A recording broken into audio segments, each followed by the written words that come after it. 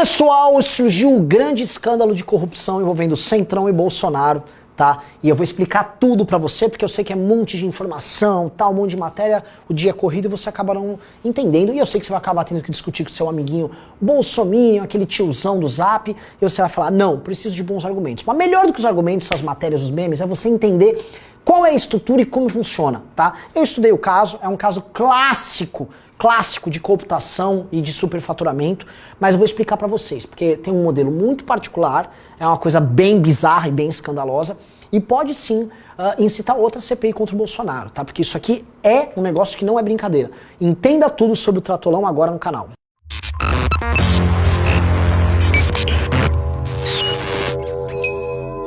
Antes de continuar, quer continuar tendo acesso ao melhor tipo de material? Se inscreve no canal e clica no sininho.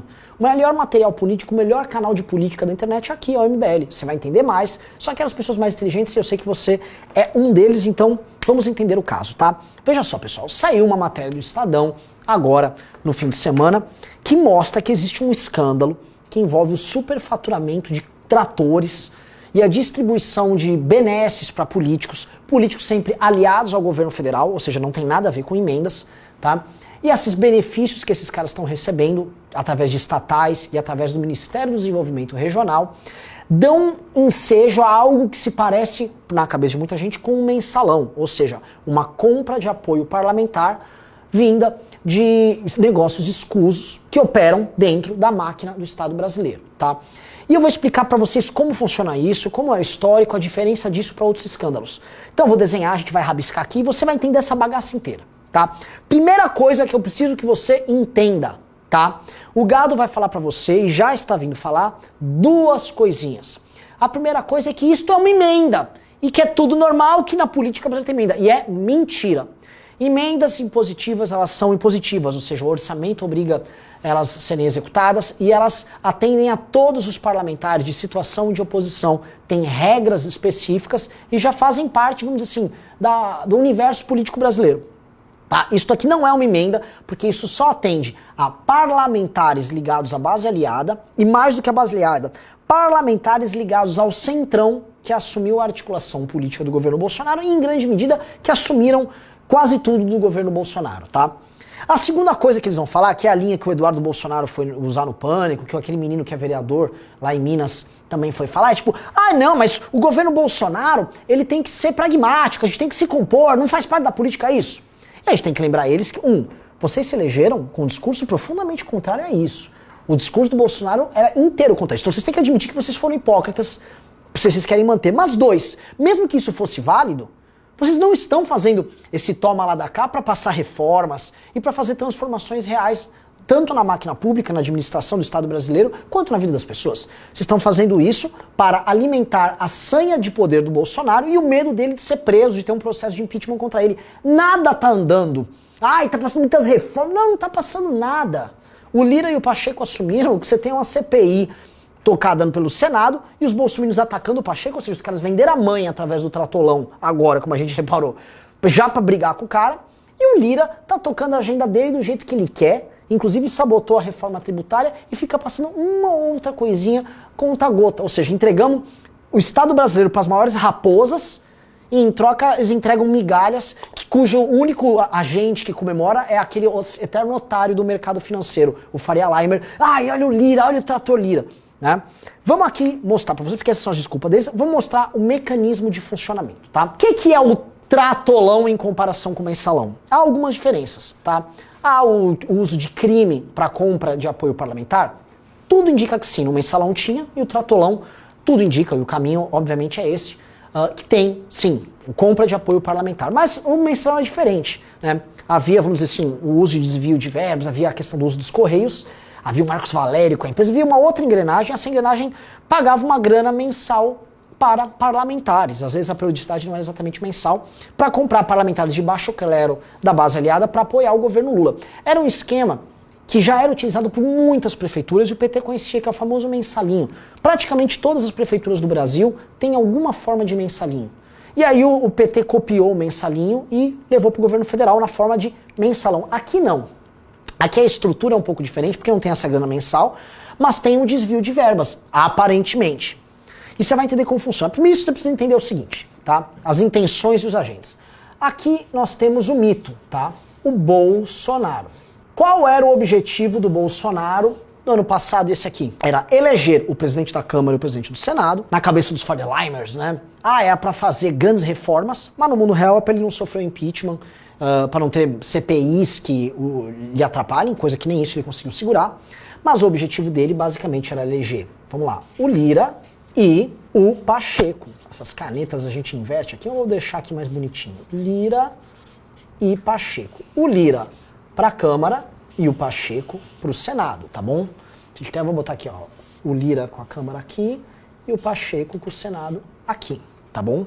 Entenderam? O objetivo do Bolsonaro era eleger estes dois e construir, através desses dois, uma base, tá? A gente sabe que o Bolsonaro poderia ter construído a base política dele, ter construído maioria de outras formas, com outros partidos, mas ele tratou de demonizar tudo que havia de alto clero, mesmo o alto clero no Brasil sendo cheio de vícios, para ir para assim, porque há de pior na política brasileira. A turma do Lira é o que há de pior, é a coisa mais baixo nível da política brasileira. E o Bolsonaro quis se aliar com esses caras, porque ele falou, eu vou comprar, eu não preciso me relacionar muito, eu compro esses caras e uso. E como ele falou, como é que eu vou atender isso? Ora, com emendas não dava, e todo mundo sabia que o Lira, especialmente o Lira, ficou comprando apoio de parlamentares para votarem nele, através, preste bem atenção, de emendas. E aí ficou a sensação, o Bolsonaro vai entregar ou não vai entregar as emendas, eu já comentei aqui no vídeo. E aí o Estadão descobriu, através desse conjunto de matérias que estão sendo feitas aqui, que essas emendas ou esse pagamento está acontecendo de uma maneira nova, diferente. E qual é? Vamos lá. O Bolsonaro, presidente da República, tem um ministério aqui, que é o Ministério do Desenvolvimento Regional, tá? Esse é um ministério muito bom para você desviar dinheiro e para você fazer composições com o Centrão, porque é um ministério onde você manda dinheiro para uma obrinha aqui, para uma obrinha ali, o nome diz desenvolvimento regional. Obviamente essas regiões nunca se desenvolvem, né? Essas regiões sempre ficam paradas nesse eterno ciclo de dinheiro para obra, prefeito superfatura, roubam, todo mundo dá para lá, o deputado se reelege, o prefeito se reelege, o povo que se dane. E quem toca isso só poderia ser o Rogério Marinho, que é um ex-deputado do PSDB, foi amigo nosso, um cara que eu respeitava muito, mas que adotou o caminho de ser gado e que após ter sido pego num escândalo de corrupção, para reviver, grudou no governo Bolsonaro, tá? A função do Rogério Marinho, e é uma função que funciona nessas articulações, é distribuir dinheiro nas bases. Então ele e o Tarcísio ficavam inaugurando, em geral, obras que atendiam as bases desses deputados que eles querem cooptar.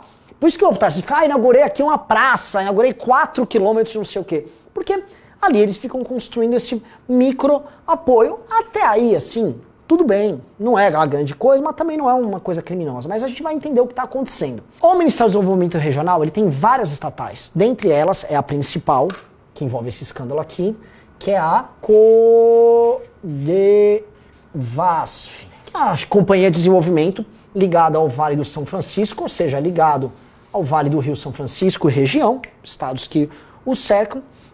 E essa empresa, ela organizava obras, comprava insumos, atendia prefeituras, ou seja, ela cuidava do desenvolvimento dessa região. Tenta imaginar uma região pobre, nunca sai do ciclo de pobreza, é aquela típica região que vai atender políticos picaretas que fazem populismo em cima da pobreza de um povo sofrido e que nunca consegue sair desse ciclo.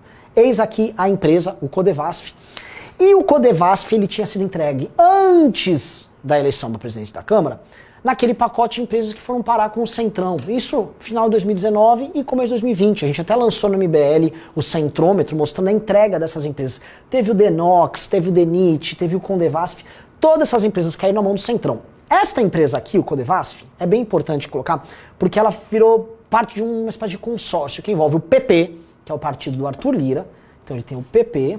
E tem o DEM, que é do Elmar Nascimento, que é um deputado do DEM, lá da Bahia, e que se caracterizou por fazer o DEM rachar o apoio que o DEM entregava para o Baleia Rossi, para a presidência da Câmara, e fez esse apoio ir para o Arthur Lira, Elmar Nascimento, tá? Então esse cara, ele trouxe o apoio do DEM para o Arthur Lira e ele tem o Codevasf. Me parece aqui, e o PP, que é o partido do Lira, também tem o Codevasf. Me parece aqui que a gente já tem algo interessante, é uma linha aqui comum de apoio. Mas além dessa questão do Lira, tem um outro ponto que é importante a gente colocar também, que é a relação do Pacheco, da eleição do Pacheco, com o Ministério do Desenvolvimento Regional. Vamos lembrar que o nome do Bolsonaro para apoiar no Senado, antes do Pacheco, era o próprio Alcolumbre. O Alcolumbre seria o presidente do Senado do Bolsonaro, aliado do Bolsonaro.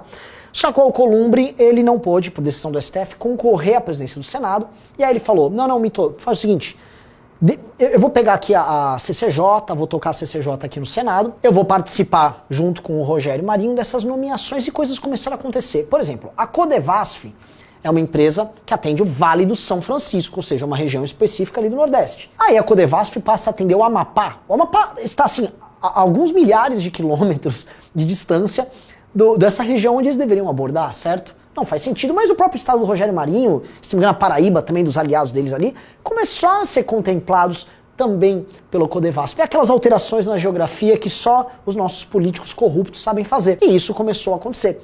E lá no Ministério do Desenvolvimento Regional, começou a se operar uma série de dinheiros e financiamentos e investimentos para ajudar na candidatura do Pacheco, como, por exemplo, senadores do PT que apoiaram o Pacheco, que era o candidato do governo, foi descoberto, foram contemplados também com recursos vindo do Ministério do Desenvolvimento Regional, ou seja, até o PT recebeu. E aí o ministro, que é o Rogério Marinho, falou, olha, não há um escândalo aqui de compra de parlamentares, porque eu estou comprando parlamentares da oposição. Aí listou o caso do Humberto Costa, que também tinha um ofício solicitando essas coisas para o Ministério do Desenvolvimento Regional. Só que vale lembrar, o próprio Humberto Costa colocou, que ele foi convidado pelo Alcolumbre, que já estava interferindo nesse ministério, para fazer isso, e que também muitos parlamentares do PT apoiaram o Pacheco. Ou seja, até o PT entrou nesse jogo. Então o Rogério Marinho achou que ia usar a famosa chamada "e o PT?" para sair fora, e o PT não ajudou em nada, ele só piorou a situação, mostrando que na hora de ir pro pau aqui, na hora de usar a máquina do Estado para comprar apoio, até o PT é válido para esses caras. O Alcolumbre, é importante lembrar, tem matéria sobre isso, ele também foi cotado de assumir o Ministério do Desenvolvimento Regional no lugar do Rogério Marinho, mas ele foi acomodado ali na CCJ e está operando junto com ele, tá? Decora aqui esse Ministério Codevasf, que nós vamos chegar agora nos dois métodos onde era exercido esse esquema, tá? Havia o método 1, que é responsável por 10% do esquema, e há o método 2, que é responsável por 90% do esquema. Qual é o método 1?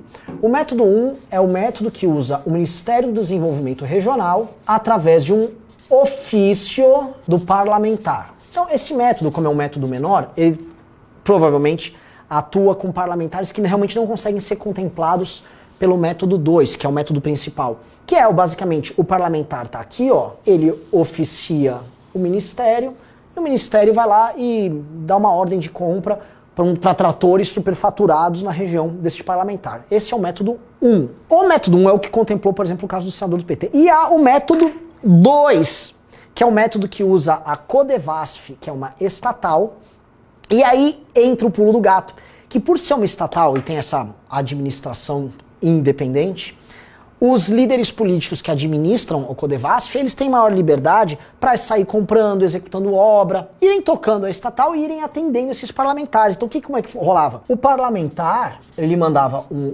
ofício e isto era executado de qualquer maneira. Por quê? Porque o ofício, diferente do Ministério do Desenvolvimento Regional, que precisa ser mais transparente, precisa falar o que precisa ser feito, vai para tal cidade e tal. Aqui não. Aqui o que acontecia era praticamente uma reserva de valor, que era feito junto com o pessoal da Codevasf, para aquele deputado, e ele ia usando essa reserva de valor para atender a base dele da forma como ele preferia. Então este cara ia no Codevasf, mandava o ofício, e as lideranças políticas que são ligadas ao Lira e ao Pacheco, ou ao Centrão como um todo, administram esse recurso e compram a base aliada. Aí você fala, mas entendi, Renan, pera, mas a compra da base aliada é mandar uma emendinha com os tratores para essa região? Não, cara pálida. Eis que entra a questão que acho que vai ser mais investigada pelo Estadão. Estas compras envolviam, na maior parte dos casos, tratores e máquinas agrícolas superfaturadas. E assim, superfaturadas multiplicando por, às vezes, 2, 3, 4 vezes o preço delas. E ora, por que diabo eles superfaturam algo no setor público, meu irmão? O modelo mais clássico, e que esses caras do baixo clero, que hoje administram o Senado e a Câmara, estão acostumados, é o famoso modelo de empenhar uma emenda, essa emenda vai para o município, e nesse município o prefeito e o grupo político do deputado que empenharam a emenda, esses caras superfaturam uma compra, superfaturam uma obra, recebem esse dinheiro por fora e esse dinheiro alimenta o bolso deles, ou seja, esses caras ficam ricos, e alimentam as campanhas deles na forma de caixa 2. E eu não consigo crer que um superfaturamento sistêmico de tratores envolvendo um ministério e uma estatal administrados pelo centrão mais podre que tem, isso não seja simplesmente um erro, mas sim um instrumento para botar dinheiro no bolso desses aliados. Porque já é mais de uma centena de ofícios que foram identificados tanto no método 1 quanto no método 2, ou seja, são mais de 100 ofícios que temos aqui. Ou seja, mais de 100 parlamentares participaram disso. O que ajuda a explicar não só o apoio do PT ao Pacheco, mas ajuda a explicar como o Lira negociou a compra desses parlamentares para se tornar presidente da Câmara. E mais, preste atenção, isso ajuda a explicar a manutenção desses parlamentares, porque como eles estão mandando ofícios genéricos dos mais diversos para levantar essa grana, eles devem ter cotas dentro da Codevasf, e já parece que já tem uma outra estatal envolvida nisso, que é na região centro-oeste, onde eles têm cotas lá dentro para retirar esse dinheiro e vão usar isso com fins, 1, eleitorais, e 2, de autofinanciamento. Ou seja, tudo leva a crer, a não ser que assim haja um grande erro no Brasil, que é o celeiro de agricultura do mundo, haja um grande erro na compra de tratores. O Estado brasileiro não sabe comprar trator e está superfaturando esses tratores e máquinas agrícolas. É um sistema de compra de parlamentares e de financiamento provável de campanhas e também de enriquecimento ilícito de agentes públicos, envolvendo ministros do governo Bolsonaro, que angariam apoio para o presidente da Câmara e o presidente do Senado, apoiados diretamente pelo Jair Bolsonaro, e que alimenta a base política de parlamentares que hoje votam, veja só, com o governo Bolsonaro. Espero que vocês tenham entendido isso aqui, porque isso aqui é um esquema, né? Ele se iguala ao Petrolão e ao Mensalão na ideia de que é um esquema de compra de apoio parlamentar, compra e manutenção de base parlamentar. Isso está dado, isso está claro. E me parece também que se está sendo feito isso e já são 3 bi em poucos meses, se isso não for parado, isso aqui vai virar um escândalo de 10, 15 bi, porque que a gente não se iluda. Ano que vem, quando nós tivermos um novo orçamento, é ano eleitoral. O preço disso aqui, com o Bolsonaro absolutamente queimado e criminoso, como demonstra aí a CPI do Covid, isso aqui vai aumentar. E vão ser quantos bi? Mais 6, 7, 8, 10 bi? Quanto que foi prometido para esses caras que ainda não foi levantado? A gente já começa a falar de escândalo que pode passar da casa de dezena de bilhão. Escândalo, veja só, porque toda vez que falam de escândalo de corrupção com os bolsonaristas, não, é uma rachadinha só, como se fosse tudo bem. Era só uma rachadinha, o PT roubou bi. Me parece que a gente tem algo parecido aqui. A imprensa precisa investigar, o judiciário que está cada vez mais engessado, o Ministério Público cada vez mais engessado, precisam investigar, porque isso não vai ser investigado por CPI na Câmara dos Deputados, nem no Senado, porque isso aqui não interessa que se investigue para esses agentes. O que nós temos aqui é o esquema que foi construído para salvar o Jair Bolsonaro e para enriquecer vagabundo do Centrão.